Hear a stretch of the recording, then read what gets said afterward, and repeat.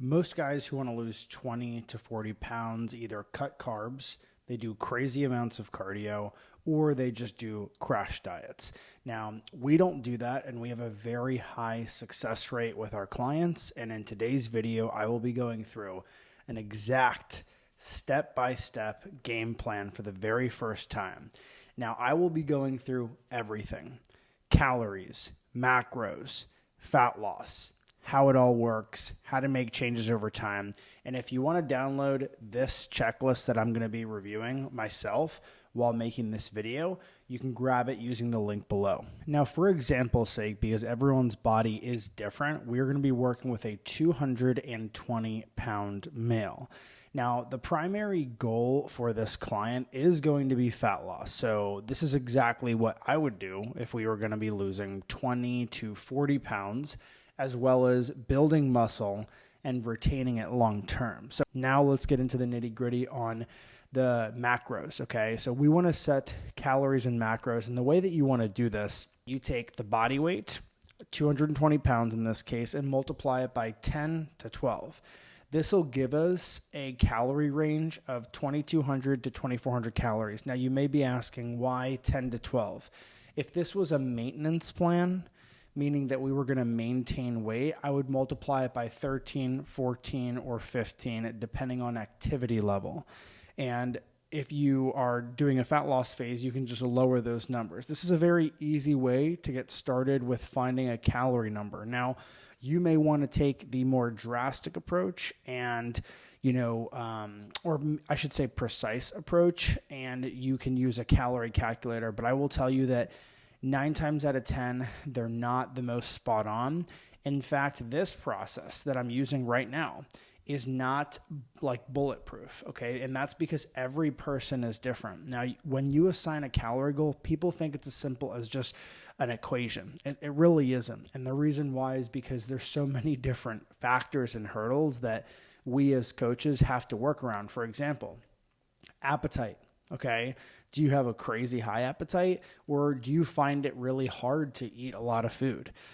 This is important because if I give you a 2,400 calorie goal and you're used to eating 1,800 calories a day, it is going to be a big change in your lifestyle. You're going to be focused on food a lot more, and you're going to be going to bed very full. However, a lot of people overeat on calories, but they do so with foods that don't fill them up. So once we go from your really high processed diet with alcohol, pizza, etc., and we go to a diet where we're prioritizing more nutrient-dense foods, it is a big difference with how the food actually feels in your stomach, and that's why it's such a big change. So calorie goal doesn't necessarily matter too much because it normally always changes based off compliance. So that's how we found that number. The second thing that we'll do is we're going to hit a protein goal. Okay. Now for protein, what I like to do with new clients is 0.8 or 1, multiply that by around your lean body mass, or you can do total weight. Now there's a caveat here. The reason why there's a caveat is because if you are higher than 15 to 20% body fat, you're going to want to try and go based off of lean body mass. Here's an example. If a 300-pound male comes to us and he's like, hey, I want macros, we're not going to give him 330 grams of protein per day.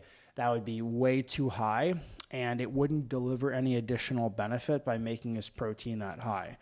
For most people, it's pretty much unattainable to do this. So that's why I wouldn't recommend doing it. Now, so for cases like that, you want to make sure that you keep that in mind. But as long as you're having like 0.6 to 0.8, to be honest with you, that's just more than enough protein that you're probably used to having, and that'll be a good place to start. So that's where we're starting, around 170 to 190 grams of protein per day. Most of you might be like, why not do 220? That's because most of the guys, and I actually work with clients, so I know this to be true. Most guys who come to us, they literally cannot eat that much protein. It's too big of a change in their lifestyle. They're not used to it. So will we work up to it one day with this person? Sure. We definitely don't want to give them a goal that's just too crazy. Okay. It's too unattainable. So the next thing that we want to use is get down our strategy on tracking. Okay. Now, when it comes to tracking calories on MyFitnessPal or maybe other apps like Carbon, definitely what you want to do. I would not recommend trying to notate it down. And if you're sitting there on the other side of this video and you're thinking, do I really have to track my food? I've tried tracking macros before. It hasn't worked out. Well, I'm about to show you exactly how to track your macros and what that means. All right, so I'm going to show you how to track a meal using MyFitnessPal. All right, now on the screen, what you see is my macro targets. I'm going to go to the diary app. And you see my macros at the top of the screen. Don't copy these macros. These are specific to me. I'm in a fat loss phase, but I will show you how I would track my lunch, okay? Now, what I have in front of me is a scale, a bowl, the items that I want for lunch, and that's it, okay? So in order to track this meal, what I will do is I'm gonna go to add food for lunch, and I'm going to look up the items that I have in front of me. I have 96 foreground beef and I have rice. Both of these things I've already added to MyFitnessPal, but for the sake of this video, I'm going to add them again. So I'm going to look up white rice. This is yellow because I put a seasoning in it, but I'm going to look up white rice and click the one with the green check mark, and notice how it says 315 grams cooked. That means that I can measure it cooked, okay? So I'm going to select this item, put it in my diary, and now I'm going to grab a spoon to measure it out. So I'm going to press on my scale. Here, come around this way. I'm going to press on my scale. And you're going to notice that when I press on, it's going to zero out, which means that while this bowl is on top of the scale, it says 0. And I'm going to just take my rice and put it on there until I reach 315. Okay. Not many people understand like how this works, so I'm going to film every second of it just to make sure that it's super clear.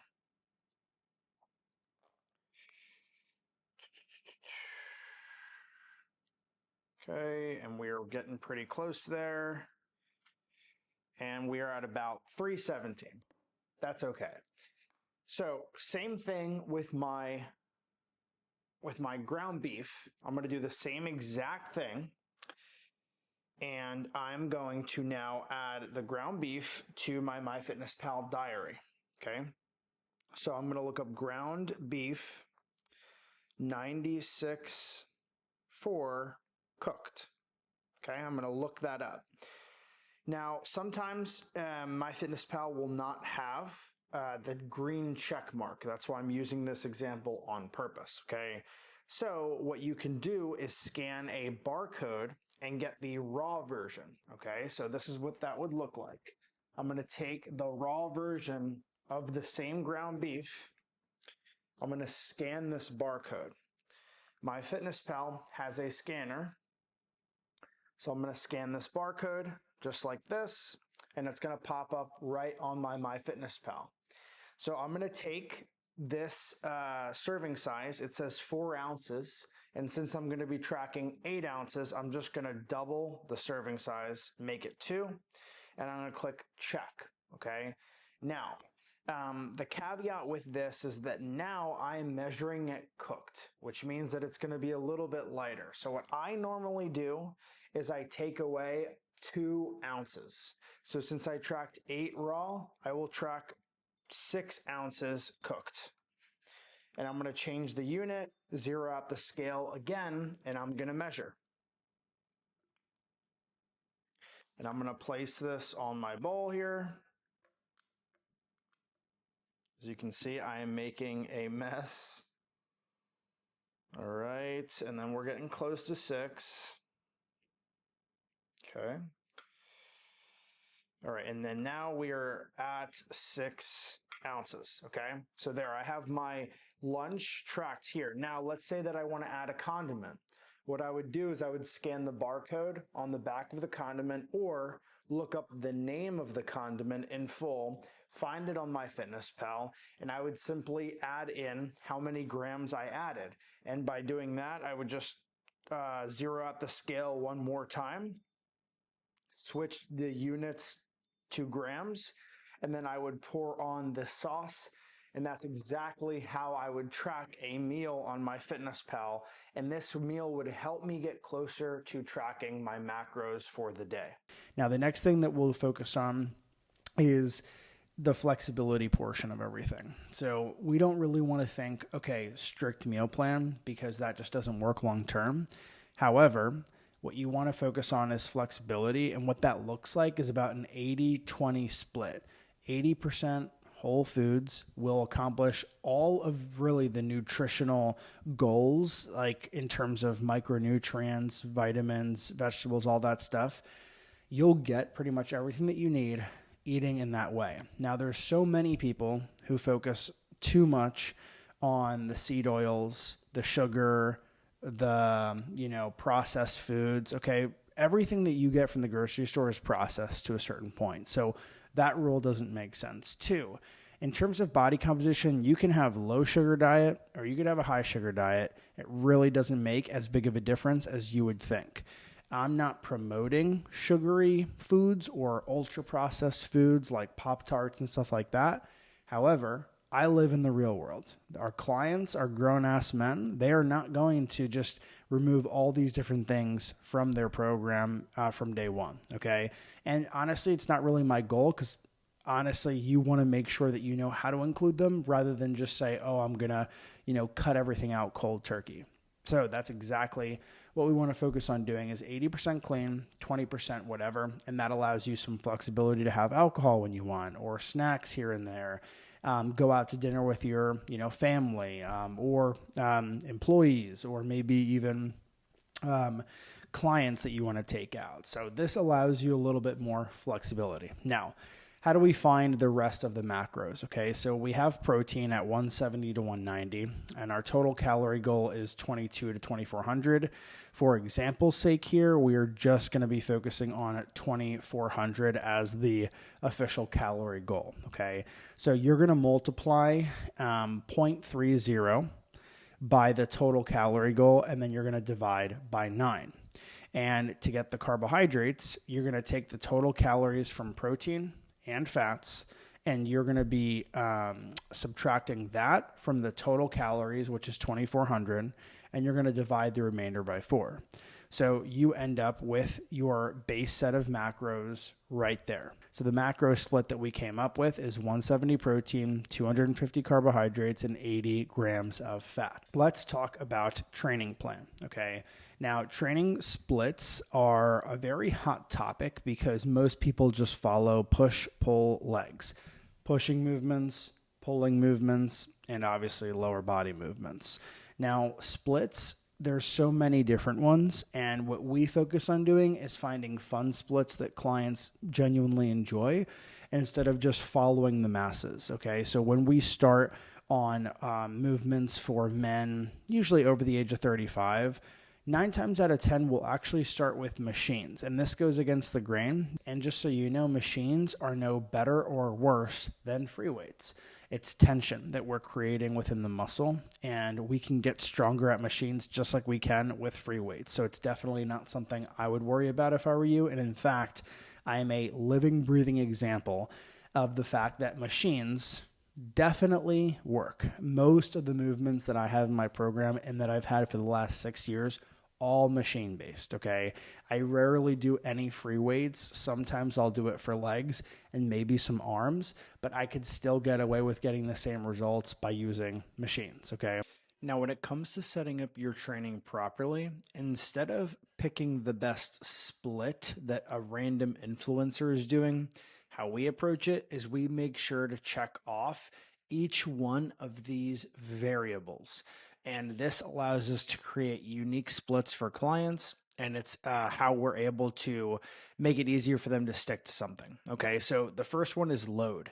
The reason why load's important is because this prevents us from going into the gym and lifting too light to see any change with our physique. In order for you to see any change with your physique, you have to actually push yourself a certain amount. So when it comes to load and challenging rep ranges, most of the muscle that you're going to build is going to happen from rep ranges 6 to 15 reps. You can go all the way up to 20 or 30. However, for most exercises, it's just unrealistic in our experience.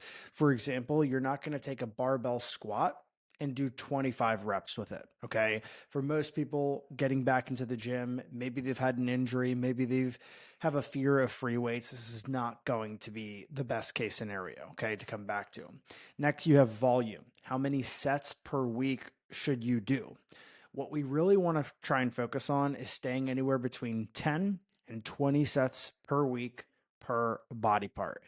So, how that looks is you can choose to hit legs maybe one time a week because you are stronger, or maybe you don't want to overdo it too much with your leg training, but then everything else you'll train twice a week to increase the volume. Okay. Now, there's a caveat here. It doesn't really matter how much you split up your sessions throughout the week as we once thought. What matters is total sets done.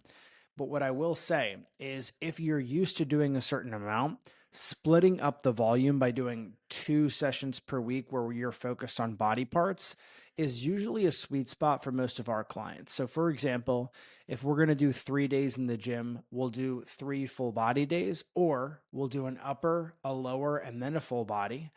And that allows them to hit each muscle group twice or 3 times if they do full body every day. For 4 days a week, what we focus on is an upper, a lower, upper, lower. So that's 2 times that they're hitting each muscle group. And then if we do a 5 day a week routine, we normally do an upper, lower, then a pushing, a pull, and then legs. Or we could easily do 2 leg sessions and take away one of the upper body days and make it also work that way. So, third part of the checklist here is going to be rest times. Okay, rest times are very important. If your focus is building muscle and retaining muscle, you want your rest times to be no shorter than 60 seconds. And the reason for that is because most people are going too quickly in their workout, so they're not able to hit PRs, which is our most important goal when it comes to retaining muscle mass as well as building muscle. And they're also just trying to get a sweat.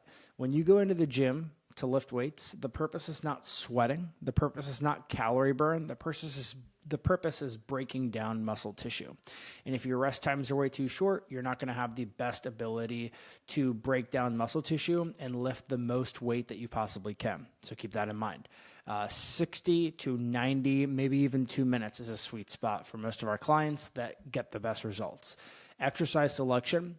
This is very simple, but most people overlook it. If you're hitting a normal bicep curl, you might want to do a hammer curl after that, but you don't want to hit the same movement twice because it's a little bit redundant. Okay. Same thing with a leg extension. Okay. You might want to hit a certain amount of quad volume, but you might just be doing the same movement in several different ways. So what you want to do is make sure that you have you carefully choose the exercises and movements that you'd like to do. And this will allow you the ability to get better results, but it'll also allow you the ability to work around injuries, not create injuries by doing too many reps of the same style movement. This is how a lot of repetition type injuries happen. Like for example, tendinitis, that's a repetition based injury. Okay. So we want to make sure that we're very cautious with exercise selection, and you want to make sure that you do a combination of compound movements, machines, cables. That usually creates the best programming. However, we normally start with mostly machines to get people in the gym and lifting heavier. The last one is set endpoint. Now, set endpoint is very important because it tells you how hard you should push yourself. A lot of people use the RPE scale or RIR scale. They're both very popular. All this really means is how hard you should push yourself. So a blanket approach that works for most is to train within 3 to 2 reps left of failure. So if you can pick up a weight and you can do 10 reps, but you stop at 7, all right? And 10 meaning you could not do one more rep. So you'll find that most people stop at the 4 to 5 mark when they have 10 reps. that they can really do. So that's one of the most important things that I can ever tell you with training. If you don't push yourself hard enough, you will not be able to reap the benefits and get the best results possible. So these are the optimal training checklists that we check off for every client to make sure that we're moving in the right direction. Now, the next thing that we want to talk about is cardio. Cardio, a lot of people overdo it when they start off on a plan because they want very quick results. And I'll be honest with you, most of the time that we have our clients start any type of activity, what we'll do is we will start them off on steps per day.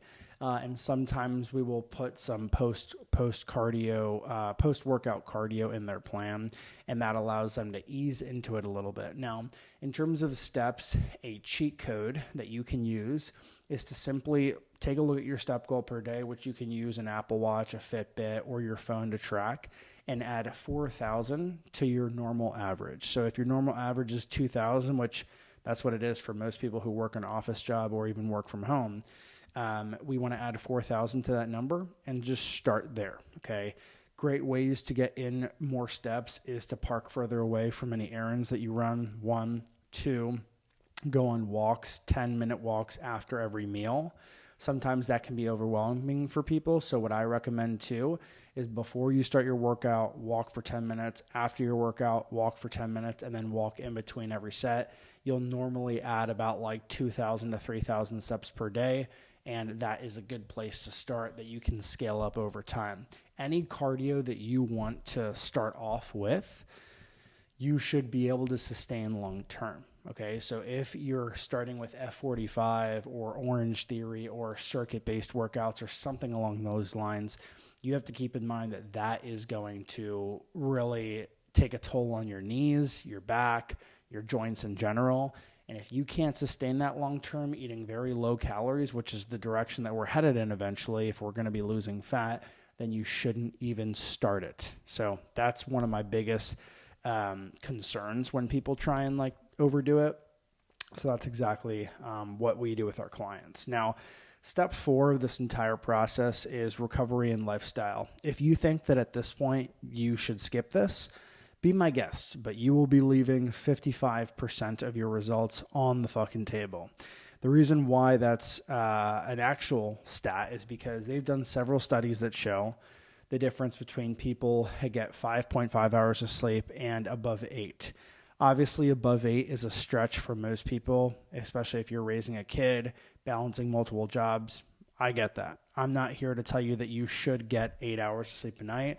I don't think it's realistic for most. But I do think that you should improve your sleep over time if you give it any shits about your results or your testosterone, okay?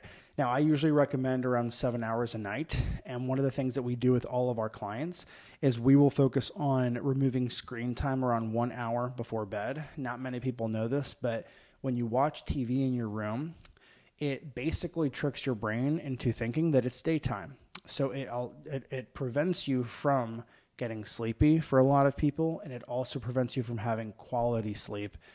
And you also want to watch out caffeine intake. So caffeine intake is going to be staying in your body for a while after you consume it. If you have caffeine at 12 p.m. in the afternoon, it is still in your system at 12 a.m. So that's something that a lot of people don't really feel, but it prevents them from achieving recovery, achieving optimal sleep, okay? And this is something that we talk with clients a lot. Like when we work with people, it's a lot more than just like, here's your macros and here's your training plan. Like that's not really what it's about. We need to focus on all these other variables in their life if we want them to get any type of fucking results. Because even if they did follow their macros, even if they crushed all their workouts, if they didn't get sleep, if they didn't prioritize recovery, if they didn't do the cardio that we're asking, we will not get the end result that we're hoping for, okay? So that's why I'm not skipping this. Now, stress also plays a role into this. For me personally, finding some type of stress relieving activity that is good for you, not bad for you, A lot of people think, oh, I'm going to have a cig if I'm stressed, or, oh, I'm going to have a glass of wine if I'm stressed. You're just going to make the problem worse because you have a stress response. You consume alcohol or caffeine to get rid of that stress, but all you end up doing is putting more stress on your body.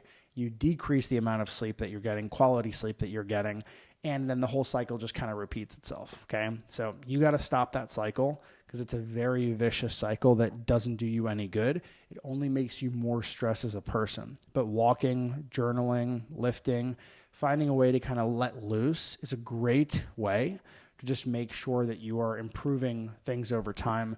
And not only that, but you're getting better at managing stress, because stress isn't going away for any individual, especially any individual that works with us. They're usually go-getters who are excelling at their career, spending time with family, etc. When you push the limits of life, you're never going to be not stressed. You just learn how to deal with it more efficiently. Progress and adjustments is one of the most important parts of this process because it's really what separates it from anything else. I can give you 2,400 calories and the macros that we set out, but if we're not changing them over time based on what you do, this whole process is kind of pointless, okay? Just to be totally honest with you. So what we do with our clients, and I'll tell you what we do with our clients because this is how you should treat it on your own. We do weekly check-ins, and the weekly check-ins have to be very meticulous. The reason why is because if I take a progress photo in a dark room like this room is only lit up by this light. If I take an ab photo right now, it's good. You won't be able to see shit, okay? If I take a photo with a well-lit bathroom, for example, in the same spot every single week for the next 12 to 16 weeks, I will be able to measure that progress accurately, okay? So progress photos, all right? Also, a 7-day average of your weight. Now, you don't have to step on the scale every day if that makes you uncomfortable. I personally prefer to do it because it helps dictate how well I do on my diet that day. So, for example, if I, the night before, really messed up my diet and I look at my scale weight the next day, no, it doesn't mean that I gained 3 pounds of fat, but I will definitely be on my shit later that night. That's what works for me. It might not work for you. You can track your weight 1 time a week. You can track it 3 times a week. You just want to track it. It's a unit of measurement that we want to look at as kind of like a correlation to where it is that we are in the grand scheme of things. But again, it's not everything. And we'll talk about what other things to track, like waist measurements, okay?